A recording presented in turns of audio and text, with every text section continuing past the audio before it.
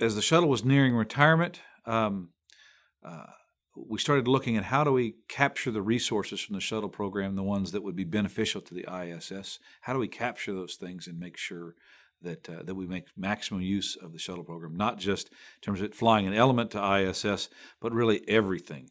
So we got to those last few flights, and we would go. The shuttle's getting ready to undock, and we'd start looking at all the cargo on board the shuttle. What's left on the shuttle that they don't need for those day or two after they undock and before they return to Earth, that they could give us. So we would typically take resources like, for instance, they would have these canisters that would scrub carbon dioxide in a contingency. We'd say, well, give us all the ones that you didn't use that you thought you were going to, give them to us, and we'd put them on board ISS. Laptops. Literally anything, printers, anything food that wasn't absolutely necessary from the shuttle that we could make use of on ISS. And we knew we'd have to launch sometime in the future. It's much better to take it now. It's already here. We don't have to pay the launch cost anymore. So we would capture those things.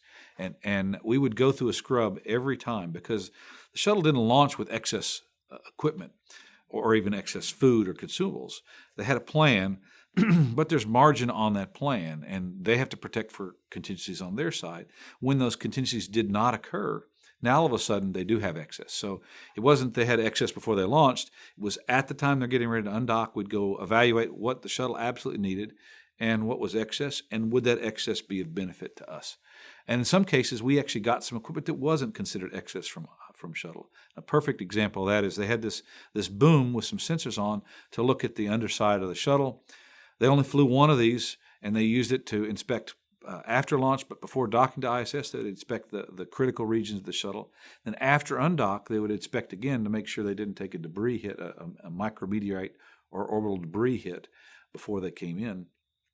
But we knew, in fact, I said we actually knew that a boom like this would be extremely beneficial to ISS in the case of a contingency. And in fact, we actually used that boom when the shuttle was docked to go repair a solar array, an area that would be impossible to get a crew member to repair without some kind of an extension.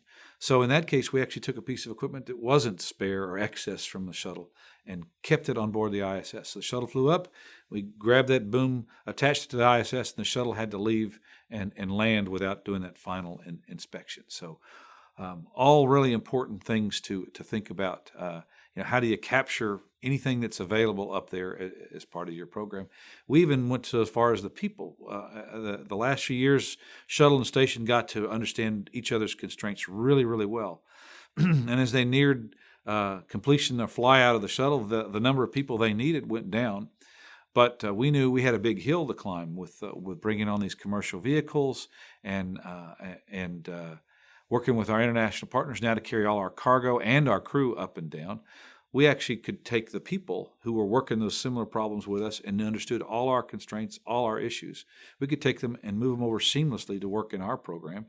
Where they were working shuttle transportation to ISS, they could turn around and work commercial cargo transportation to ISS just very seamlessly. When they were working how to sequence the flights between shuttle to ISS, now all of a sudden they can work progresses and Soyuzes and European ATVs and Japanese HTVs to the station. So these people were actually very, very useful to us, and their tasks were going away. So I think the message for future programs is look for these opportunities. It wasn't planned in initially. Of course, we didn't really plan on the shuttle retiring when our program was conceived.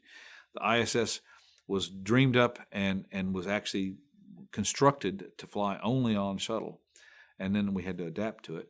As that adaptation came, there was actually resources that were available to us cheaper than we could go out and get those anywhere else. And so it was a great benefit. We got this wealth of experience from the other program. All the issues that they had worked on before automatically became part of our knowledge base. Plus, we didn't have to train new people, so it was actually cheaper for us to get these people across that way. A big benefit and something that we didn't plan. Just an opportunity that came along, and we were fortunate very much to capture that opportunity.